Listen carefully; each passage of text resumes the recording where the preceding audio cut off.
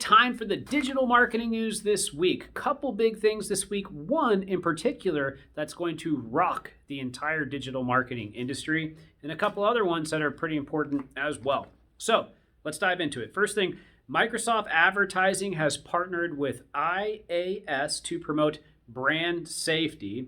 So now what this means is that IAS is going to exclude, moderate, high-risk properties from its advertising inventory. So like alcohol, gambling, hate speech, illegal downloads, violence, illegal drugs, all of this is going to be gone from Microsoft Advertising.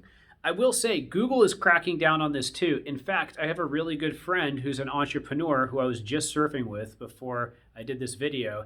And what we're seeing with some properties that he's aware of is that Google is cracking down, kicking people out of the advertising network. All of these different sites are worried about where their advertising networks are distributing ads, and they're making it much, much tighter now. And we're actually seeing the same type of thing with Facebook this week too. I'm going to get into that in a second. But main point, IAS is helping Microsoft tighten things up, keeping it tight on Microsoft. Next thing, Instagram is rolling out mini site to help businesses sell online. So this is a new thing. If you want to sell on Instagram, you want to set up an Instagram shop, check out mini site. It's just a ton of resources that are going to help you sell better on Instagram. Great place to learn. Next thing, Google did the exact same thing. So somebody at Google must have heard that somebody over at Instagram was making mini sites, so they launched the exact same thing, basically.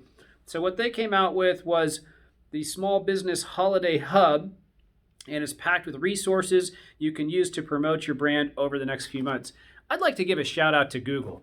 Our Google reps are amazing. They are super helpful. I'm going to give Jordan and his reps a shout out actually inside of this video because they give us all this industry data. They're always like super proactive, and it's great to see that they actually did this. I have to say, I really appreciate the big networks coming to agencies and giving us this great data so we can bring it all together. So Google's got this as well. Go ahead and check it out. Next thing, Google says that changing web layout can impact your rankings. So now we've got these core web vitals. We've got all this big stuff going on with layouts, creative design, and it actually impacts SEO now, which is very, very important. So if you're making a change to your web layout, there's a chance that it could impact your SEO. John Mueller says changing the layout of your pages can affect your search results. This is something that people should work actively on in regards to on-page SEO. Check your core web vitals. We have cracked the code on that one, I think. Next thing, Google makes shopping ads free globally. So they just were free in the United States. Now shopping ads are going to be free across the entire globe. And then this is the big story for the week. Facebook ads removes 20-day attribution model. Oh boy. So this one's getting a lot of attention. And what this means is Facebook ads will soon eliminate its 28-day attribution model. That means you can opt to use either 7-day or 1-day attribution model.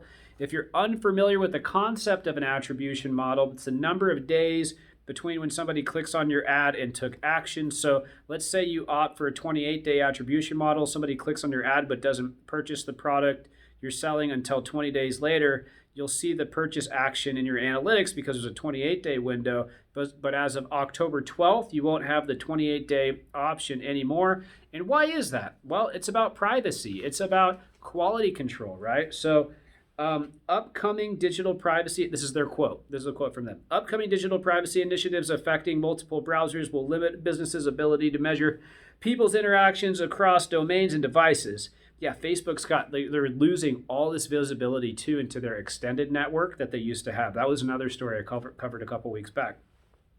They also said among those limitations is the ability for businesses to attribute conversion events back to an ad over longer attribution windows. Facebook recommends that you immediately download any relevant data tied to 28-day attribution models. I like longer attribution models, you know? You probably do too. That makes me sad because I like that data. What does that solve? I don't know. Next thing, Pinterest releases search trends for fall 2020. So this past week, Pinterest came out with this report, And the company broke down search trends by demographic, Gen Z, and millennials. So here's the top search trends for Gen Z. Ooh, mental health check-in, mindful eating, photo shoot ideas, Zen bedroom ideas, calming bedroom, feng shui bedroom layout. Those were the top things for Gen Z and Pinterest. I'm not going to go down that rabbit hole, but that's a very interesting bucket of content. Next thing is, it's safe to say that people in ages, okay, so, and then for the millennials, here's the top trends, okay? Mental health activities for children, occupational therapy for children, conscious parenting, schedule for children at home, daily routine schedule for children, children's workout routine. This pandemic, holy cow! I'm a dad. I don't know if you know. I got 2 boys. Totally get it. It's been a lot. Next thing, study comes out. It says that Google rewrites meta descriptions 70% of the time. So 70% of the time, Google doesn't even care what you put in your meta description tag. So they're rewriting it. This came out from a company called Portent. And Google rewrites 71% of meta descriptions on mobile search and 68% on desktop, according to the study. Google uses a page's own meta description about 30% of the time. And based on the results of the study, they say keep your meta descriptions between 150 and 160 characters for regular pages. For blog posts, you should do 138 to 148 characters. Next thing, Yelp, who's going to be on my podcast and a show really soon, and they're going to be debuting all their new features, talking about new data, and saying all the right things that are important for businesses to know about Yelp. It's going to be awesome. Make sure to subscribe to our YouTube and our Facebook. Yelp integrates ad dashboards into Yelp for Business. So Yelp merged its ad dashboard with Yelp for Business this past week, and that's going to give you more visibility within a single platform. And the company also announced a couple new Yelp for Business features: ad goals, keyword management, audience size estimator. Pretty cool. Good job, Yelp.